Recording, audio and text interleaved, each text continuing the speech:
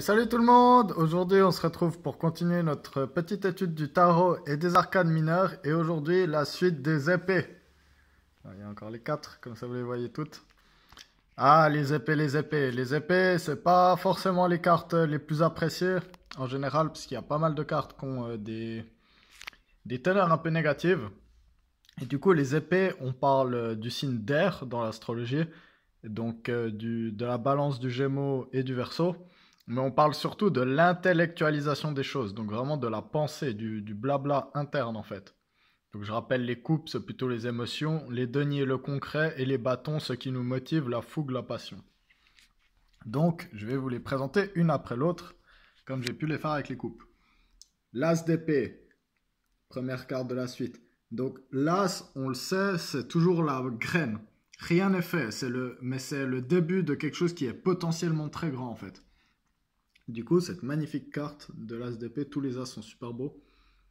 Il y a toujours une main qui vient apporter la carte de la suite avec les As. L'As d'épée, on parle ici vraiment d'une bonne idée, de ce moment où l'ampoule s'allume au-dessus de la tête. On est là genre, wow, j'ai trouvé l'idée, j'ai un nouveau truc, un nouveau projet, quelque chose, une nouvelle idée que je vais pouvoir un peu explorer en fait. Et on est vraiment ici dans le domaine du mental, donc ça peut être relié au travail, à une passion, à ce genre de choses, mais c'est une idée intellectuelle qui va vous permettre de faire ça. Ou par exemple, dans une relation, vous avez un crush, l'as d'épée, c'est waouh, vous avez trouvé la manière dont vous allez aborder cette personne, intellectuellement. Le 2 d'épée, en fait, on voit bien là, la meuf, elle est bandée, elle a deux épées de la même taille. C'est en fait le 2, c'est toujours le choix entre deux choses, la rencontre entre deux choses. Et dans le 2 d'épée, on parle ici de deux idées qu'on a dans la tête, sauf qu'on a les yeux bandés et on ne voit pas la suite, on ne comprend pas ce qui se passe. Donc c'est une situation où en fait on est pétrifié par le choix. Ces deux choses opposées qu'on n'arrive pas à départager, rarement ça peut être deux personnes, mais c'est plutôt des concepts mentaux. Et du coup on se retrouve dans sa position, c'est-à-dire entre le cul entre deux chaises un peu, et puis on sait pas quoi faire, ça nous immobilise. Le 3 d'épée, le 3 d'épée. Le 3 d'épée, c'est une des cartes les plus craintes du tarot, en fait. Donc, je trouve que c'est vraiment magnifique comment ces cartes sont représentées. Je suis vraiment trop content de ce nouveau tarot. On voit bien, c'est la carte qui parle le plus d'émotionnel de la suite des épées. C'est justement, en fait, 3 épées, c'est souvent 3 personnes, par exemple. Donc, c'est souvent une carte qui va venir quand par exemple, son partenaire nous a trompés, ou que par exemple justement on est en couple depuis un moment mais on a un partenaire et nous on s'y retrouve pas, on sait plus quoi faire, on voit qu'on fait souffrir tout le monde. Tout le monde souffre dans cette relation, c'est des relations à trois où tout le monde souffre. Et ouais, c'est une carte pas agréable, mais elle vient souvent parler justement de triangulaire ou de choses de ce style. Ça peut aussi être que par exemple vous apprenez que votre crush, ou une personne sur qui vous avez des vues a déjà une copine. Ensuite, il y a le 4 d'épée. Alors le 4 d'épée, j'ai souvent pas compris ce que c'était, mais en fait c'est un héros de guerre qui est dans une église et qui est glorifié. Et le 4 d'épée, en fait, on va parler de repos. Après ça, c'est vraiment une carte qui vient nous dire reposez-vous et figez-vous, figez votre système de pensée. Donc, si elle est dans le défi, ça peut peut-être être que justement vous êtes un peu trop immobile et vous refusez de faire évoluer les choses, votre système de pensée. Mais si c'est dans les qualités, ça peut être peut-être hey, vous avez raison, donc changez pas de position parce que vous avez raison. Vous avez le droit d'être glorifié et pris dans le temps. Le 5 d'épée, on parle d'embrouille. On parle d'embrouille, de dispute. Donc on voit bien, le mec là, il est tout content d'avoir gagné le débat contre ses deux potes. Sauf qu'il y en a un qui chiale et l'autre qui se barre. Du coup, il va se retrouver un peu tout seul. Donc il est content d'avoir eu raison, mais à quel prix? À quel prix? Donc c'est une carte qui vient nous parler de ça. Ça vient nous parler de mots durs qui sont faits, donc qui font de la peine. Et c'est une dispute intellectuelle. Il y a les arguments, il y a des choses comme ça, c'est jeté. C'est une carte qui vient nous dire attention à pas faire des débats qui ne servent à rien. Ensuite. Du coup, après ces débats de merde là qu'on a eu plus haut dans la 5, la 6 d'épée, on le voit, c'est des réfugiés. C'est des gens, ils se barrent avec leur épée, ils doivent partir du conflit. doivent aller vers une autre rive. Le chemin est long, mais c'est pour le mieux. Ils doivent partir sans se retourner. C'est pour ça qu'on voit pas le visage des gens aussi. C'est mon interprétation en tout cas. C'est une carte souvent qui va nous dire... je le vois vraiment, c'est la carte des réfugiés pour moi. Il est temps de se barrer, mais ça peut aussi être... justement, vous avez eu un peu ces étapes-là. Et du coup, maintenant, dans une relation par exemple, et maintenant il est temps de vous barrer. Là, c'est abusif pour vous, il faut partir. Le 7 d'épée, on parle de fourberie. Regardez ce petit filou là qui a volé 7 épées. Donc, on parle vraiment, c'est la carte du mensonge, de la trahison, de vraiment quelqu'un qui vous prend pour un con, quelqu'un qui vous vole, quelqu'un qui est malhonnête avec vous. C'est la carte des politiciens, ça aussi, c'est très intéressant de se le dire. Je suis pas hyper fan des politiciens. Et là, il y a quand même une notion, là on voit qu'il y a des gardes en fait qui viennent le chercher, donc il y a quand même une notion que en laissant des traces derrière lui, il va se faire pincer. En plus, regardez ce bouffon par où il tient les épées, en mode tranquille, il n'y aura aucun souci, je les tiens par là. Il risque de se faire mal et de laisser du sang par terre avec de l'ADN en plus, ce petit trou du cul. Du coup, voilà, c'est une carte souvent qui vient nous dire attention, si vous l'avez par exemple avec une personne dans un tirage sentimental, ça veut dire la personne elle est pas honnête. Ou dans un tirage par rapport au travail ou comme ça, il y a un filou qui est pas honnête. Mais il y a quand même cette notion souvent de... Vous allez le découvrir. Le 8 d'épée, on parle des croyances limitantes en fait. Donc vous voyez 1, 2, 3, 4, 5, 6, 7, 8. Ah, elle n'est pas attachée en fait la meuf. Pourtant genre elle est dans son monde. Elle est persuadée d'être attachée, elle est persuadée d'être bloquée, mais non. Elle est totalement libre en fait, elle pourrait juste se barrer tout droit. Et ça irait bien. Mais dans sa tête, les épées, on se rappelle, c'est vraiment le domaine intellectuel. Elle est bloquée. Elle est dans ses croyances limitantes et elle pense qu'elle est bloquée, mais c'est juste mental en fait. Le 9 d'épée. Alors moi je trouve que ça c'est une des cartes les plus fortes de tout le tarot au niveau de l'illustration, surtout dans le Rider-Waite-Smith. Parce que j'ai vraiment besoin de vous expliquer ce que c'est. Oh, petit insecte. Du coup, en fait, cette carte, elle vient nous parler d'anxiété. Elle vient nous parler, le 9, c'est l'accomplissement de la suite. Et l'accomplissement de la pensée, c'est... vous pouvez pas vous arrêter de penser, en fait. La pensée prend le dessus sur tout et elle vous empêche même de dormir. Elle vous empêche d'être dans les moments les plus simples, dans le repos. Même dans ces moments, vous êtes en train de penser à des choses qui auront lieu, qui n'ont pas lieu, qui ont peut-être eu lieu ou pas. Donc c'est la merde. C'est une carte très négative. Je pense, moi, souvent, après il y a le 10, le 10 d'épée, super cool aussi.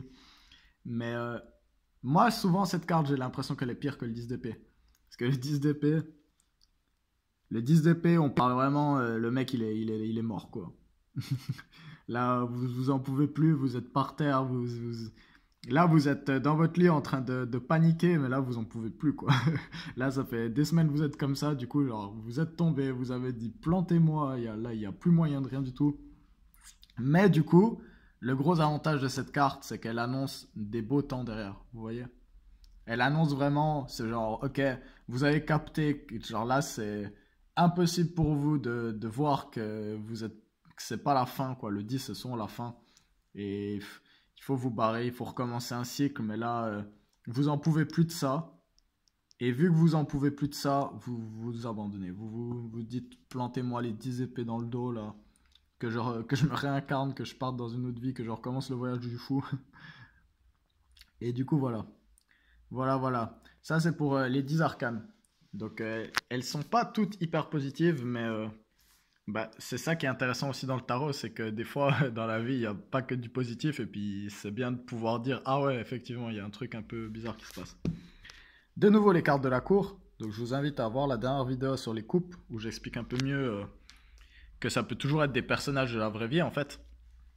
Et du coup, je vais vous faire un petit résumé. Le valet d'épée, c'est le nouvel apprenti. C'est quelqu'un qui a commencé des nouvelles études ou un nouvel apprentissage, un nouveau bouquin qui lui ouvre des perspectives intellectuelles qu'il n'avait pas avant. Et vraiment, en fait, il est peut-être un peu maladroit des fois, il est peut-être pas hyper...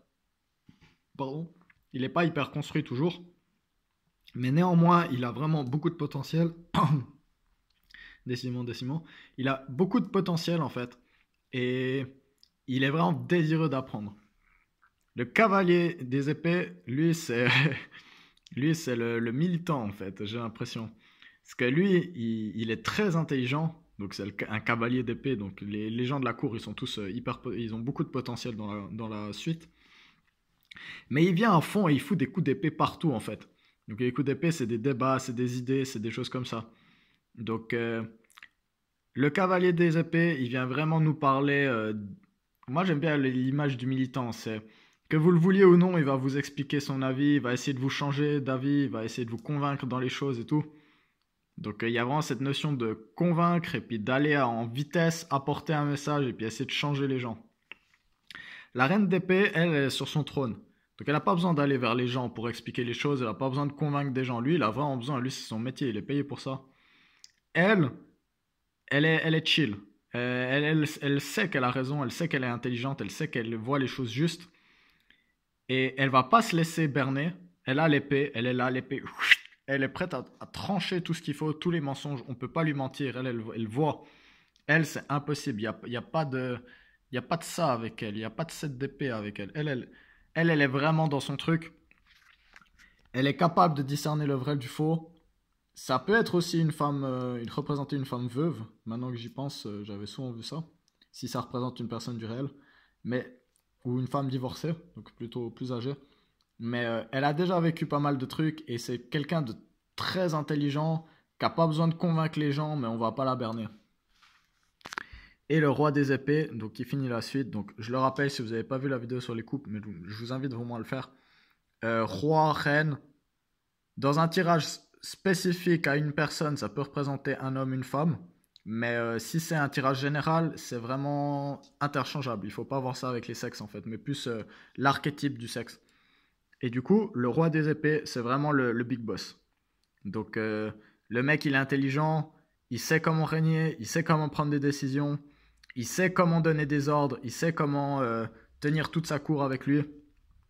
Et lui non plus, il est pas dans... Le roi, il est jamais dans essayer de convaincre, essayer de montrer que c'est le roi. C'est le roi.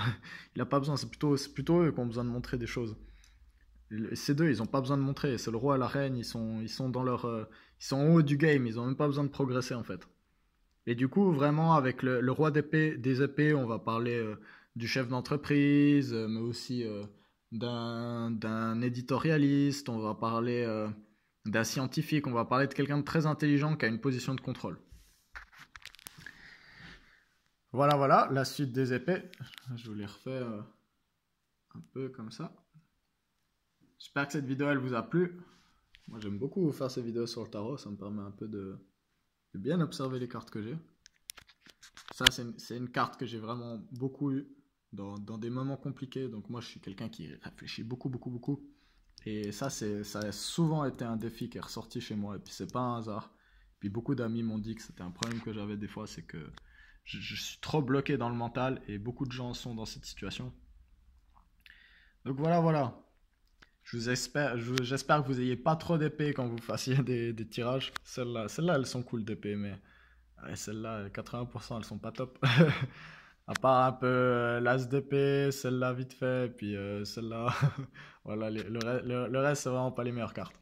Mais voilà, comme je l'ai dit, il faut de tout. Donc, j'espère vraiment que vous alliez bien, que vous aimiez cette série de vidéos, et je vous retrouve ce week-end, en tout cas, pour finir les arcanes mineures avec encore les bâtons et les deniers, qui sont des cartes un peu plus faciles et agréables. Allez, bisous tout le monde, prenez soin de vous, et bah, à étudier le tarot un peu, c'est important. Allez, ciao.